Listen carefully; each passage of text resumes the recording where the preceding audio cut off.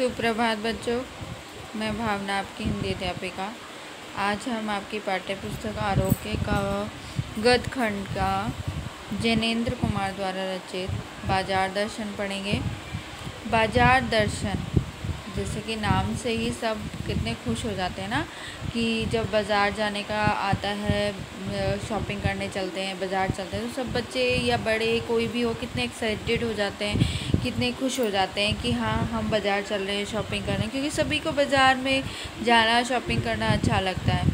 और शॉपिंग और बाज़ार में जाने का सब कब जाया जाता है, जब हमारे पास पैसे होते हैं। तो बाज़ार की सुंदरता, उसकी सजावट को देख के मनुष्य का मन लुभाता है।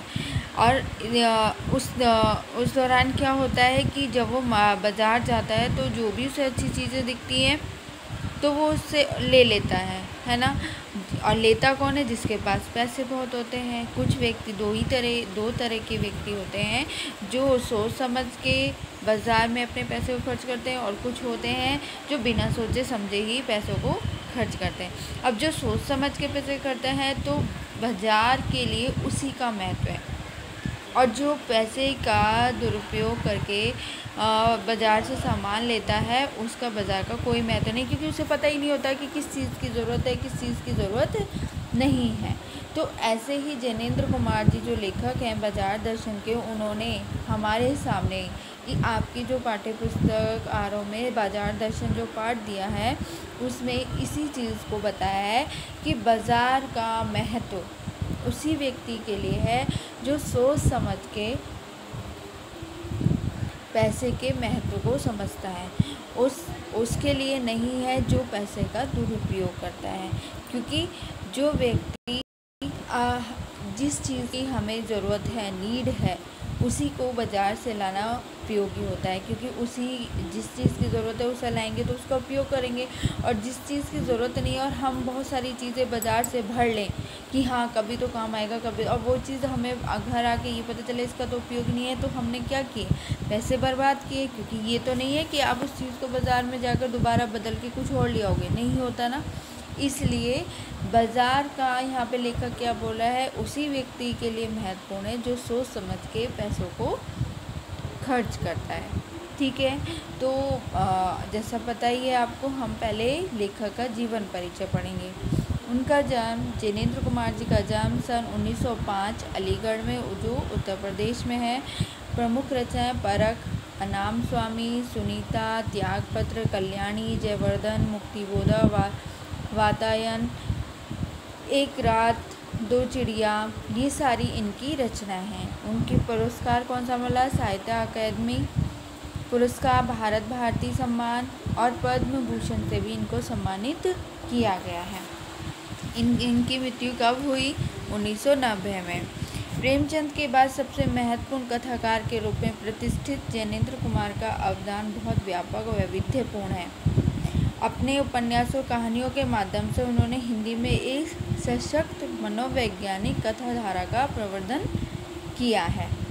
अपने उपन्यास परख और सुनीता के 1937 में प्रकाशित त्यागपत्र में उन्होंने मनोवैज्ञानिक उपन्यास के रूप में प्रभुत प्रतिष्ठा दिलाई है। कथाकार होने के साथ साथ जैनेंद्र की पहचान अत्यंत गंभीर चिंतक के रूप में भी रही है। बहुत सरल, अनौपचारिक सी दिखने वाली शैली में उन्होंने समाज, राजनीति, अर्थनीति, दर्शन से संबंधित गहन प्रश्नों को सुलझाने की कोशिश की है।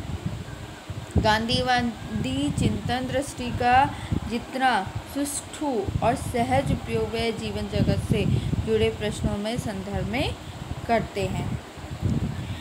बाजार दर्शन जैनेंद्र का एक महत्वपूर्ण निबंध है, जिसमें गहरी वैचारिकता और साहित्य सुलभ लालित्य का दुर्लभ संयोग देखा जा सकता है। हिंदी में उपभोक्तावाद और बाजारवाद का व्यापक चर्चा पिछले 1-1.5 दशक पहले ही शुरू हुई है, पर कई दशक पहले लिखा गया जैनेंद्र का लेख आज भी इनकी मूल अंतः वस्तु को समझाने के मामले में बेजोड़ है। वे अपने परिचितों, मित्रों से जुड़े अनुभव बताते हुए यह स्पष्ट करते हैं कि बाज़ार की जादुई ताकत कैसे हमें अपना गुलाम बना लेती है। मानते हो ना कि बाज़ार जब बहुत सुंदर होता है, सजावट होता है, हम तो बहुत नई नई चीज़ें दिखती है तो हम उसके क्या हो जाते हैं, उसको देख के एकदम से ये हमारे मन में उत्सुकता हो जाती है कि हम वो चीज़ ले लें, चाहे वो हमारे उपयोग की हो या ना हो। अगर हम अपनी आवश्यकताओं को ठीक ठीक समझकर बाज़ार का उपयोग करें तो उसका लाभ उठा सकते हैं। लेकिन अगर आप ज़रूरत को तय कर बाज़ार में जाने की बजाय उसकी चमक धमक में फंस गए तो वह असंतोष, तृष्णा और ईर्ष्या से घायल कर हमें सदा के लिए बेकार बना देती है। इस मूल भाव को जिनेंद्र कुमार ने भांति भांति से समझाने की कोशिश की है, कहीं दार्शनिक अंदाज में तो कहीं सागो की तरह, यानी किस्सों के तरह। किस्से, एक एक किस्सा किसी के ऊपर जब हम बोलते हैं, उदाहरण जिसे बोलते हैं, के द्वारा समझाने की कोशिश करें। इसी क्रम में केवल बाजार का पोषण करने वाले अर्थशास्त्र को उन्होंने अनीति शास्त्र बताया। ठीक है बच्चों, तो देखिए बाजार का जादुई प्रभाव।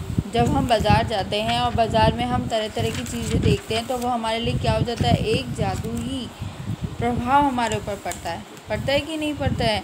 आप सब देखते हैं, चाहे बॉयज़ हो चाहे गर्ल्स हो, है ना, चाहे बड़े हो चाहे बूढ़े हो, जब जो बाज़ार जाता है और नई नई चीज़ों को देखता है तो सबका मन लुभाता है, कोई नई चीज़ें हमें देखने को मिलती है ना।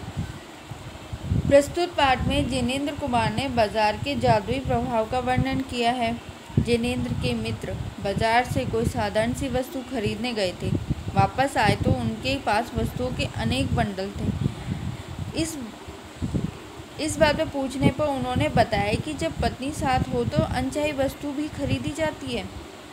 उन्होंने पूछा कि क्योंकि औरतें क्या होती हैं, उनको पता रहता है घर में क्या चीज़ है और क्या चीज़ नहीं है, तो जो ज़रूरत की चीज़ें होती हैं लेडीज़ों का यही होता है कि वो वही चीज़ें खरीदते हैं। लेकिन यहाँ पे क्या बोल रहा है लेखक अपने दोस्त से कि जब औरतें साथ होती है कि तब भी बेकार की चीज़ें खरीद जाती हैं।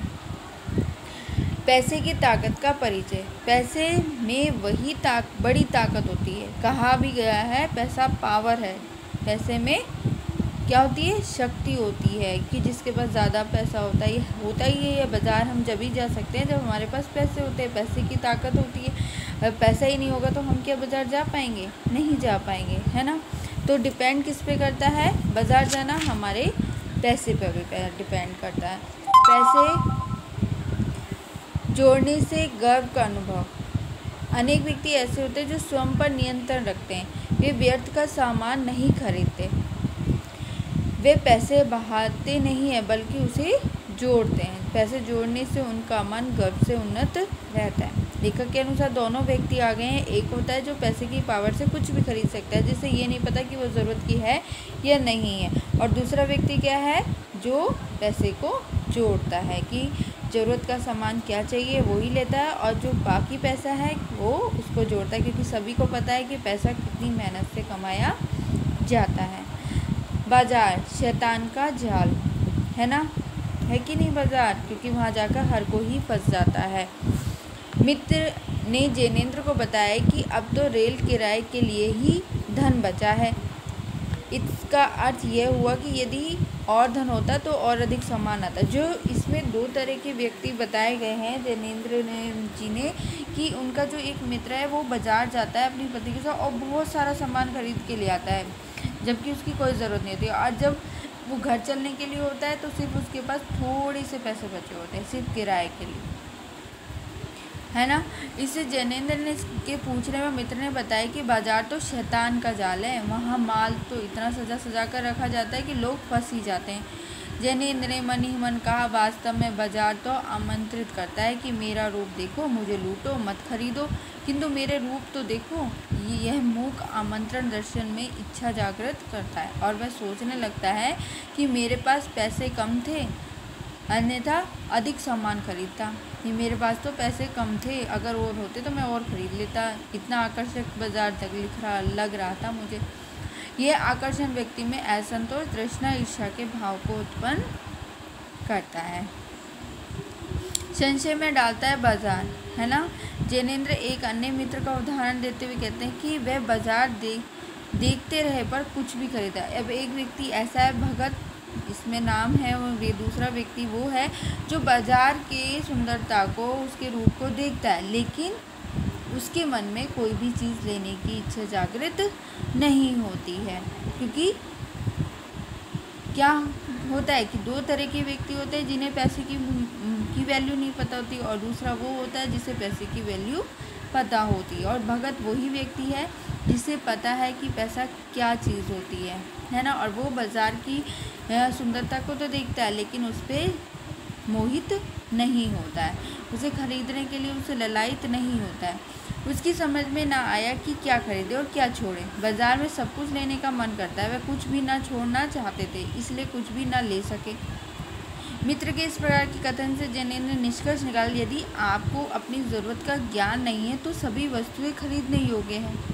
ऐसी स्थिति में सभी को इच्छा उत्पन्न होगी जो उचित नहीं है।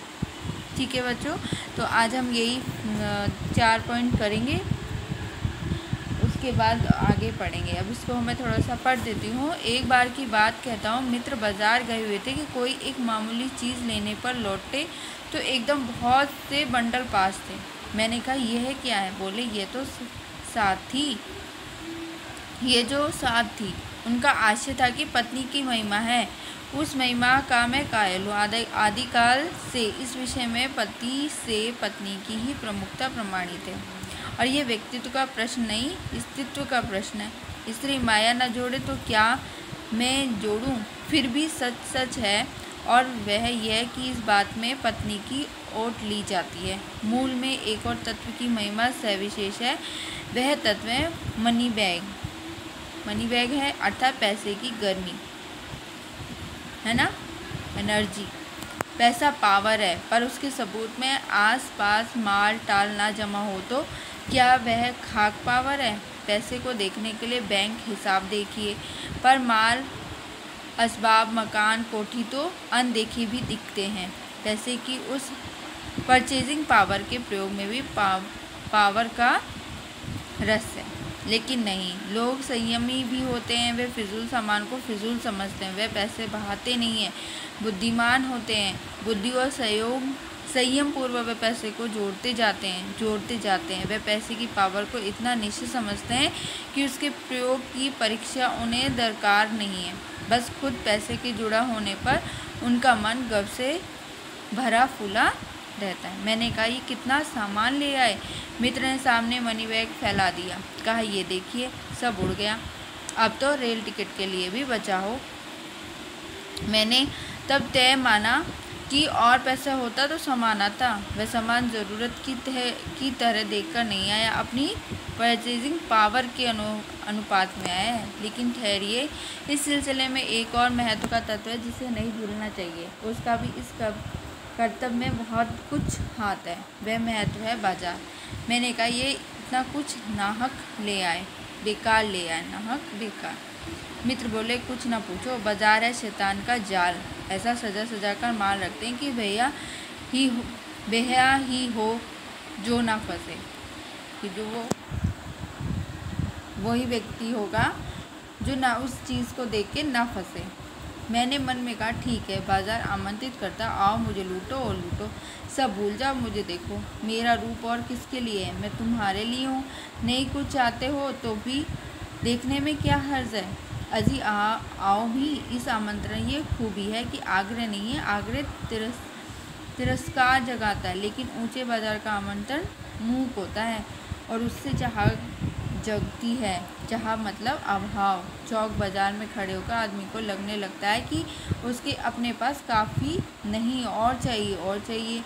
मेरे यहाँ कितना परिमित है और यहाँ कितनी अतुलित, और ओह कोई अपने को ना जाने तो बाजार का ये शौक उसे कामना से विकल बना छोड़े।